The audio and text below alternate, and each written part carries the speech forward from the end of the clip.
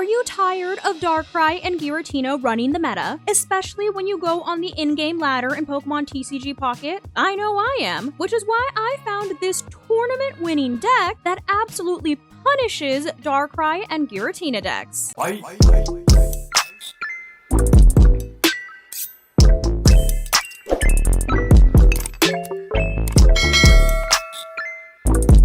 So like I said, this deck actually won the last Ursi's Pocket Weekly. And I know I said that this deck is there to punish Darkrai and Giratina decks, and you're probably like, why does this one also have a Giratina? But I can explain. So this is labeled as the Giratina EX Greninja deck, which we actually saw a previous version of this deck that I also shared that was using Snorlax. However, the main difference between that deck and this deck, as you'll see, is that instead of Snorlax, this deck runs Tapu Lele, which I know doesn't seem like a huge difference, but it ends up making all the difference, since this deck has a 48.67% win rate, which is very consistent for a deck that only relies on one EX Pokemon. Technically there's two of them, but you know what I mean. So let's tap into why exactly Tapu Lele makes such a big difference. So right off the bat, you'll notice that for this particular deck, you're only using 2 Froakie and 2 Greninja, so you don't have a single Frogadier in your deck, which means that you will have to rely on rare candy if you are going to want to use your Greninjas. Kind of similar to the Rampardos and Garchomp deck, except with that deck,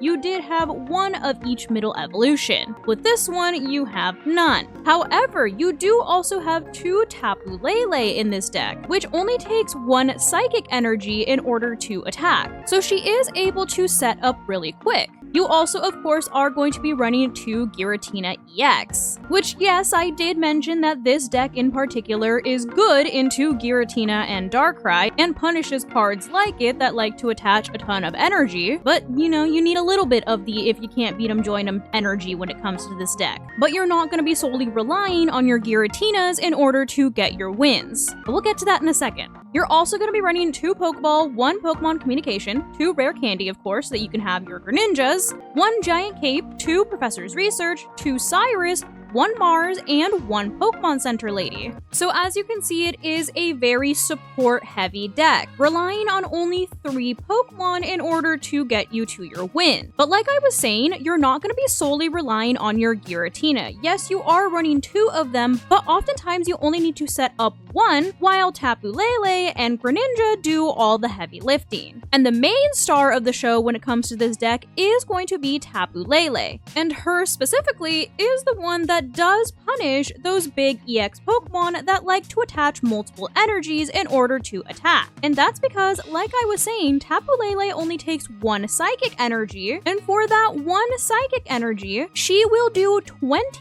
damage for each energy attached to a Pokemon, similar to Gallade. However, what makes Tapu Lele better than Gallade is, number 1, well, she only takes 1 energy. Number 2, she's not an EX Pokemon, so if she gets knocked out, you only lose 1 point. But the third and most important reason why she's better is because her attack is not limited to only the active Pokemon like Gallade's. Her attack can actually hit any Pokemon, whether it's in the active spot or on the bench, as long as she's in the active spot. So very similar to Greninja's ability that allows it to hit Pokemon on the bench or in the active spot for 20 damage. However, instead of only doing 20 damage, she's doing however much damage she's able to accrue based on how many energy a specific Pokemon has attached to it. And as you know, Darkrai and Giratina decks love to set up on the bench, since both Darkrai and Giratina do take multiple energy in order to attack, which is why oftentimes they set up on the bench while they have another Pokemon in the active spot taking the damage for them. That way they have time to set up. However, with Tapu Lele, you only need 1 energy, you pop her into the active spot, and if there's a Giratina on the bench that has 4, 5, however many energy, she is able to do a ton of damage. Now obviously it's going to be rare that you are able to hit either of those when they are at their full potential, since of course you're not playing an NPC, you're playing an actual person that's trying to out-strategize you. However, what does help pick up KOs even before they're able to fully set up their Pokemon is Greninja, who of course needs 0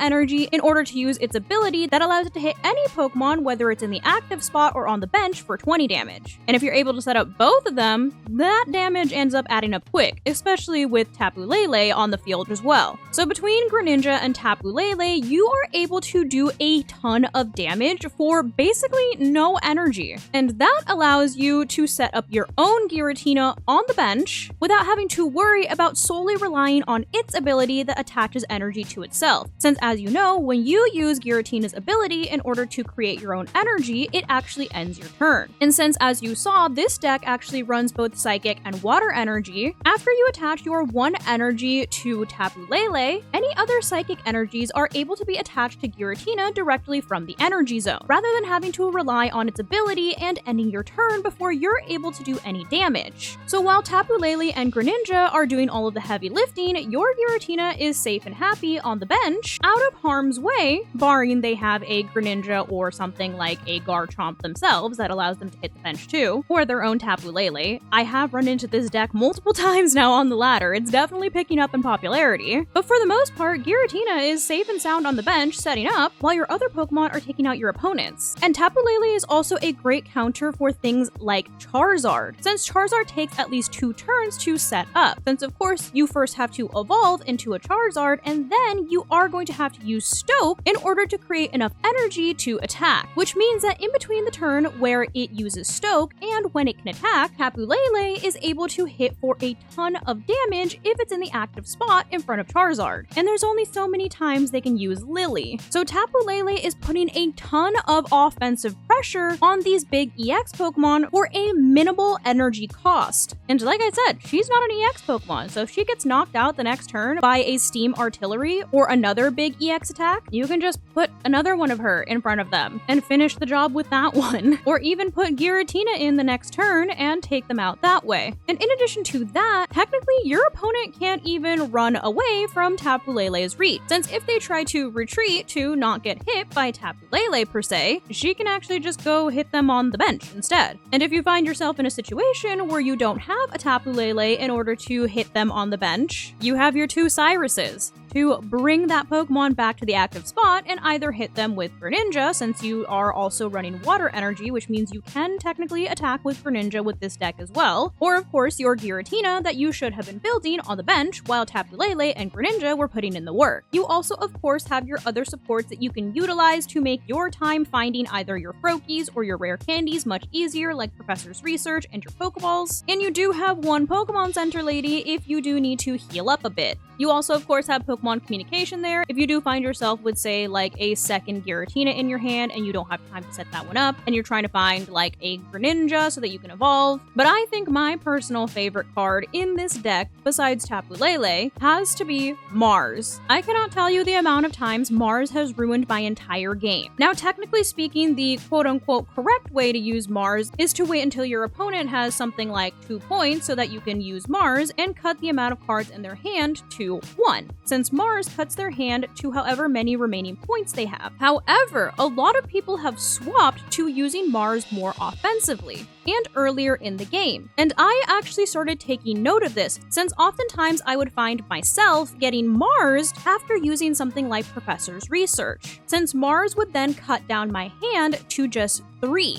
So even though I wasn't ahead in points, they were still actively cutting down the size of my hand and reshuffling my deck, which made it a lot harder for me to find cards. And so I started doing that to other people. Once again, if you can't beat them, join them. So not only do you have a ton of disruption in this deck with Mars, as well as Cyrus, of course, if they are trying to run away from your grasp, but you also have a ton of offensive pressure, which heavily discourages people from setting up their Pokemon with multiple energy. So I can definitely see how this deck won the last tournament. But I would love to hear what your thoughts are on this deck and if you've given it a try yourself. So leave those thoughts down below in the comments. But that is gonna go ahead and wrap it up for today's video. Hopefully you guys found this video helpful, and if you did, I kindly suggest you consider subscribing so that I can continue to make content for you guys. And if you are already subscribed and you would like another way to support the channel, feel free to check out the merch store. There is a link down below in the description that takes you to not only my merch store, but also all of my other socials so you can keep up with what I'm doing on a daily basis. But thank you guys so much for watching, and thank you to those of you who have joined the channel as members. I appreciate you all so much. I love you guys, and I will see you in the next video. Bye, guys.